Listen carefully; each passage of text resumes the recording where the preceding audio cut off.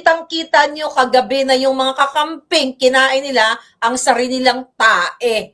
We'll talk about that later. Kung paano nila ninamnam ang tae ng pagkadugyot nilang lahat. Mga jutang ginimis tong mga hinayupak na to, wala silang compassion. Lalo na si Bangag, wala nito dahil wala siyang pagmamahal sa Pilipino dahil adikto siya. Ang nakakaramdam lang ng Pasko, yung mga kakamping ngayon na kumakain ng sarili nilang dugyot, sarili nilang dumi, at ang mga kawatan na kaalyado ni Bangag. Kung natatandaan ninyo, mga palangga, nag-release ng statement si Bangag, okay, through Bersamin, na sinasabi niya na pinaalalahanan niya ang mga government workers to avoid lavish Christmas party in solidarity with typhoon victims daw. Di ba? Yun ang mga drama. Kasi nga, itong nakaraang buwan, hindi pa kayo nakaka-ahon dito sa lubog, sa paglubog ng inyong mga bahay, pagkamatay ng inyong mga pamilya. Kaya nag-release ng statement itong si Bangag. O, tignan natin, balikan lang natin dito. President Bangag Jr. urged government officials and workers to avoid lavish Christmas celebration in solidarity with the thousands of Filipinos so suffered during the spate of typhoons that hit the country. Diba? Papogi, what a hypocrite to the highest level exponential power ang buwaka ng inang Bangag na ito. Sabi pa dito, in a statement, Executive Secretary Bersamin said there is no need to issue an order as he believes and trusts in the kindness of government workers who can unilaterally adopt austerity in their celebrations. Alinsunod sa panawagan ng ating Pangulo, hinihikayat namin ang lahat ng ahensya ng pamahalaan na iwasan ang mga marangyang pagdiriwang ngayong Pasko. This call, ayon kay Bersamin, this call is solidarity with the millions of our countrymen who continue to grieve over lives, homes, and livelihoods lost during the 6 typhoons that pummeled us in a span of less than a month. Ayan. In this regard, Bersamin said government agencies are also encouraged to donate the money. Ayan. In-encourage the government agencies to donate the money, save from observing simple Christmas celebrations to typhoon victims. He believes, putulin mo natin. Imagine mo to ang kasinungalingan at hindi totoo ang sinasabi ni Bangag na panawagan sa mga ahensya ng gobyerno na wag muna kayong magselebrar ng Pasko in solidarity doon sa mga biktima. Kitang-kita nyo kagabi na yung mga kakamping, kinain nila ang sarili nilang tae. We'll talk about that later. Kung paano nila ninamnam ang tae ng pagkadugyot nilang lahat. This one, sabi dito, in this regard, Bersamin said government agencies are also encouraged to donate the money. He believed the Christmas is all about compassion. Wala kayo nito. Mga jutang ginimis tong mga hinayupak na to, wala silang compassion.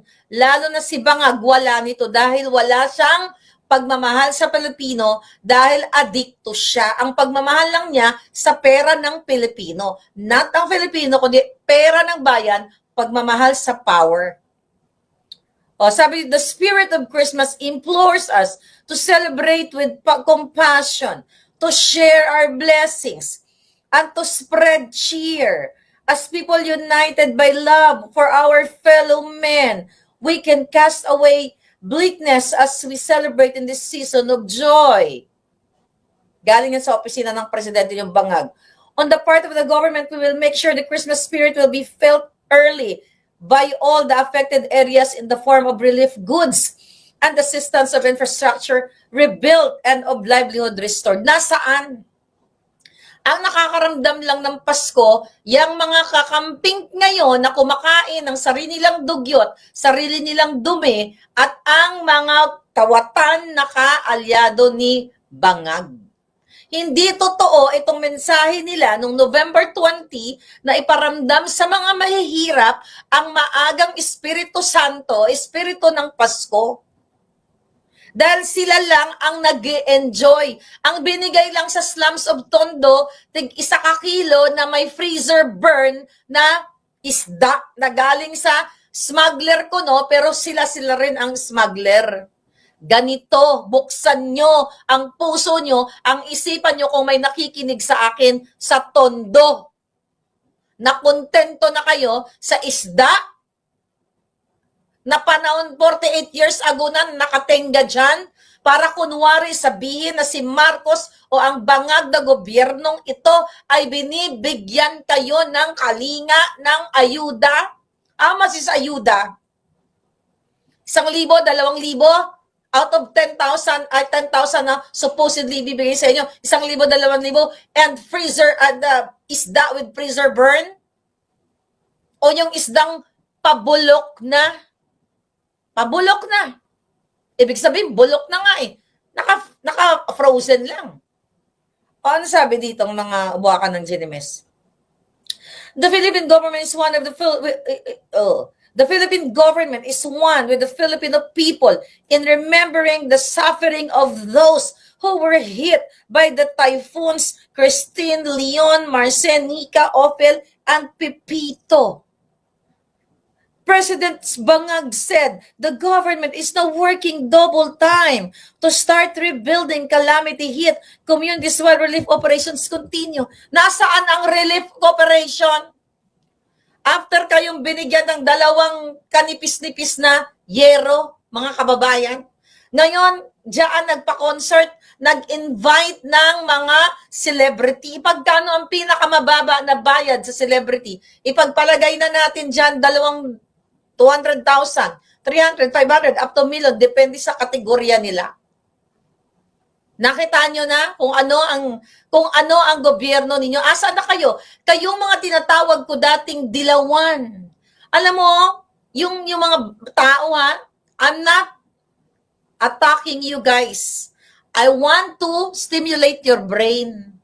Nasaan na ang inyong mga brain cells? Ang sinuportahan nyo si Kiko Matching, si Sharon Pabebe, naalala nyo, wala kasi kayong Rolex. Hindi kayo mabait. Something to that effect. Nagalit kay Marcos, sa mga Marcos for 30-something years na gusto pang ipahukay si Marcos Sr. Ano ang sabi ni Kiko Matching in the past? I'm talking to you na sumusuporta sa kakamping kayong mga ordinaryong Pilipino na galit kay Marcos at tuwang-tuwa kayo kay Kiko, kay Sharon, kay Maricel Soriano na ngumingiwi dyan sa party, kay Vice Ganda. Andyan din sa party. At sa ABS-CBN, lahat yan. Yan na yung sinusuportahan nyo ngayon. Ninanamnam nila ang tae na mas mabaho pa sa pinakababaho na bulok. Yan ang tanong sa inyo. Magkano ang halaga ng kanilang prinsipyo? Wala silang prinsipyo. At kayo na mga sumusuporta, inaway kayo ng mga anak ninyo, mga ate, kapatid. Remember that? Inaway kayo dahil sumusuporta kayo sa what? Kay Bangag, kay Marcos, vice versa. Yung mga supporter na katulad ko na nabudol, nag-away-away. And now look at these people, the celebrities and the politicos. Pero kayong mga ordinaryong mamamayan na tinatawag na nasa laylayan, kulang na lang si Robredo eh. Si Leni Robredo, baka sooner or later, nasa cabinet na. Hindi natin alam. Ayan. Ngayon, yes, sabi ni Lady, ano ang ibig sabihin nitong nangyayari sa inyo? Yeah, Sinver Verlas. Nakita nyo to? Tatahimik pa rin ba kayo sa ginagawang panawagan? Ang sabi ni Bangag, November 20, kayong mga government offices, wag na kayo mag-party, wag na kayo mag-ganito, ganan. Yung pala sila ang magpa-party. Konsyerto sa Malacanang, all cast. Noong isang araw, nasaan? DepEd. Nagpa-party din ng bunga-bunga. Nandoon si Small. 'Di ba? Si Small Laude nandoon. Na anong nagginawa ni Small doon? Dahil inatake siya. Not Small Laude. Inatake ang comment section ni Small Laude. Na-meet natin yan nung umuwi tayo sa Pilipinas. Inatake, sinasabi na si Lisa Tanas, retokada, tinanggalan ng, inapakan ng pison, ng kanyang tiyan, magnanakaw, kidnapper, kawatan. Anong ginawa ni Small Laude? Tinurn off ang kanyang comment section. Ano ang tawag dyan? Suppressing the freedom of her fans. My love, my love, Small Laude, you open your comment section and feel, yung mga sinasabi ng tao, you are a celebrity. I believe in you. Na-meet ko kasi yan eh. She seems so nice person.